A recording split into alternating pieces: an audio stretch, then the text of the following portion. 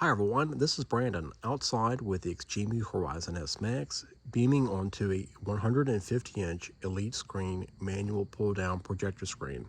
And I want to go over some settings and also my setup for 3D projection. So right now, we've got the projected image lined up with the screen. But let's say you brought this projector out for the first time and you didn't do any adjustment.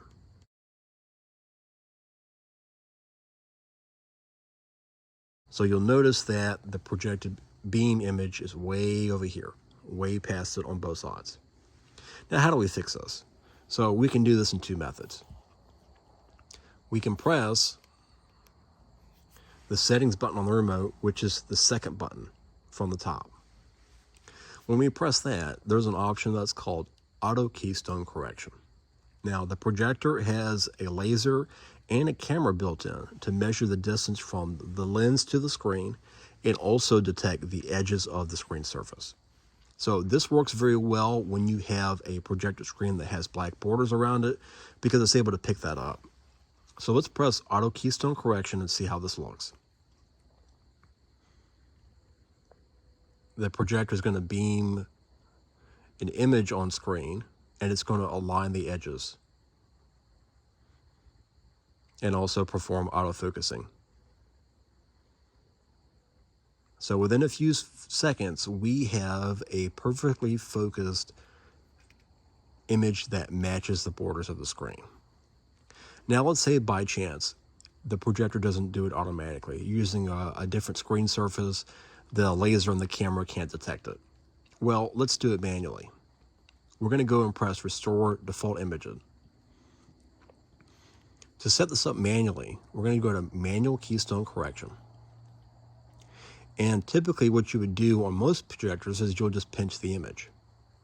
Well, this projector also has image zooming, which is a digital zoom.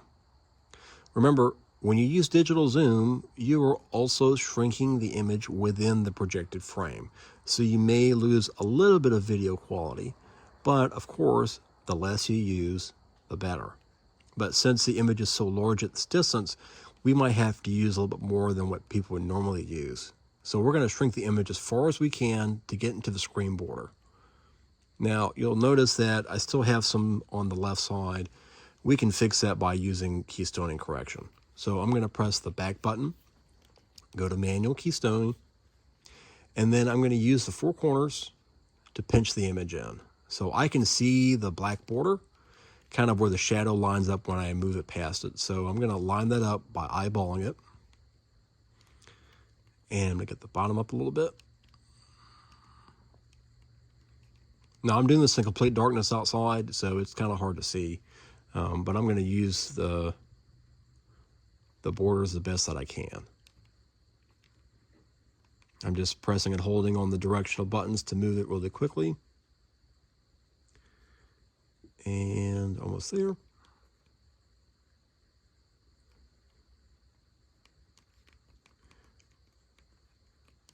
And we are set. Now, if we have the image not in focus, we can try to autofocus it, which will do for us automatically.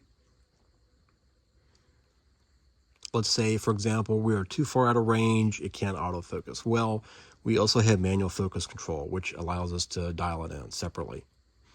But because the projector did so well on the first try, I'm going to go back and let it do it for me.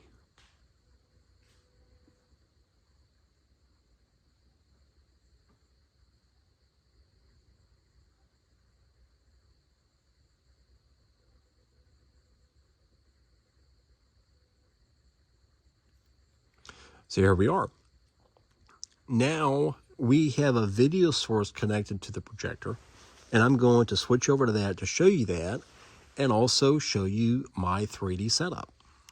So let's move over to the projector. So here's the XGIMI Horizon S Max. I've got a pair of 3D glasses plugged into the back to charge the battery. I've got some 3D Blu-ray titles here. And as my video source for tonight, I have a PlayStation 3 Slim game console. The PlayStation 3 console supported both 3D video games and 3D movie playback.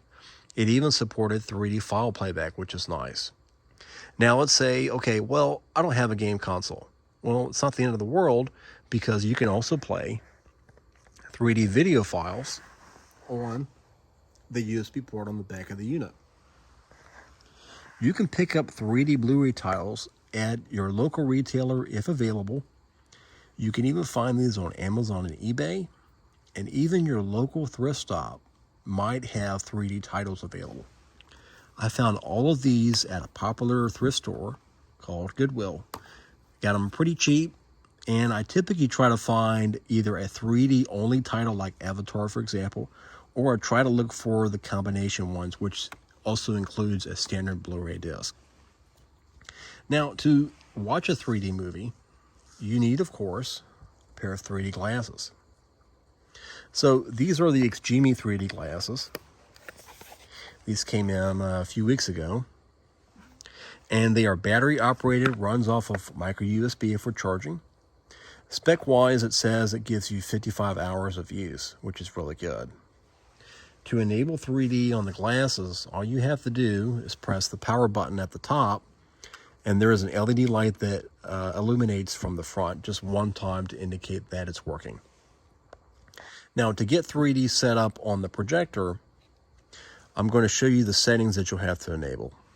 So to access the settings on your remote to the projector, you're going to press the settings wheel, which is the second button. When we press that, we're going to be presented with the settings. And I'm going to switch back over to that so you can see it. So at this point, you now have a 3D video source connected to the projector. You've got your 3D glasses on, and you want to enable 3D. So first thing we need to do is we need to see what 3D format is our movie using. So I'm going to press the X button to wake the system back up. This green line is visible because the PlayStation 3 is connected to it. Now what we're going to do is we're going to navigate down to Picture Settings. We're going to scroll all the way down to 3D Video Setup. Now, as we can see, 3D is off by default, and the image that we're viewing has two sets. We have a top and a bottom image. This tells us that we are watching a top and bottom 3D formatted movie. When we click 3D top and bottom, to where it looks like a 2D image, but we can tell it's 3D based on the menu system we see here. Now, to my eyes, the main menu has two sets of text. It's kind of hard to see it because the movie is paused, but if I position the camera kind of out of focus a little bit, you can tell that it's two sets. Now we can verify this by putting on a pair of 3D glasses. So let me turn them on. You'll kind of see that it's difficult to pull it up on camera because these are active shutter glasses. When I put them to my eyes, I can tell that that main menu text now becomes a single piece of text. When you watch 3D movies, it's difficult to tell if the movie is in 3D or not, depending on how the movie was created.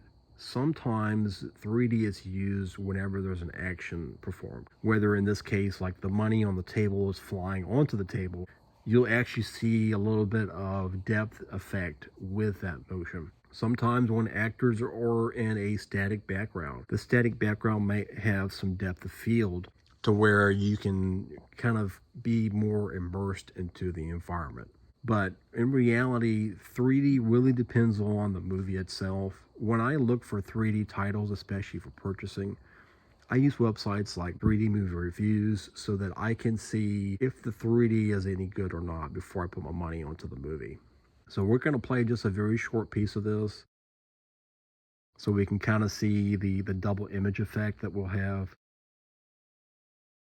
You'll kind of see the image shift a little bit.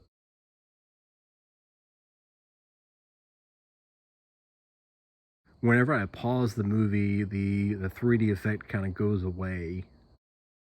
But you'll see kind of that glitch in the color. That's our double image being used. So 3D really depends on the movie that you're watching. But, when I view a 3D image on this projector, it's actually really impressive considering how bright it is at its brightest setting, and it's really comfortable to watch a movie in 3D formats. So setting up 3D does take a little bit of time, but once you get it nailed down, it's second nature. You can get this set up very quickly, and it doesn't take a lot of time. One of the things you do want to be aware about is making sure that you've got some charged batteries, because when I purchased my 3D glasses, they shipped with the battery not fully charged, so I had to plug them in for a few minutes just to get some lifespan out of them, and I was able to watch a full-length movie without any issues. I charged them for about 20 minutes, and I was able to watch a movie. So setting up 3D can be kind of tedious if you are doing it for the first time. But like I said, a movie here or there, you'll be able to set this up very quickly. And when you're in an indoor environment, it's even easier. Hopefully this video gave you some insight on how to set up the XGIMI Horizon S Max for 3D projection. I hope everybody has a great evening, and if you have any questions, feel free to reach out to me anytime.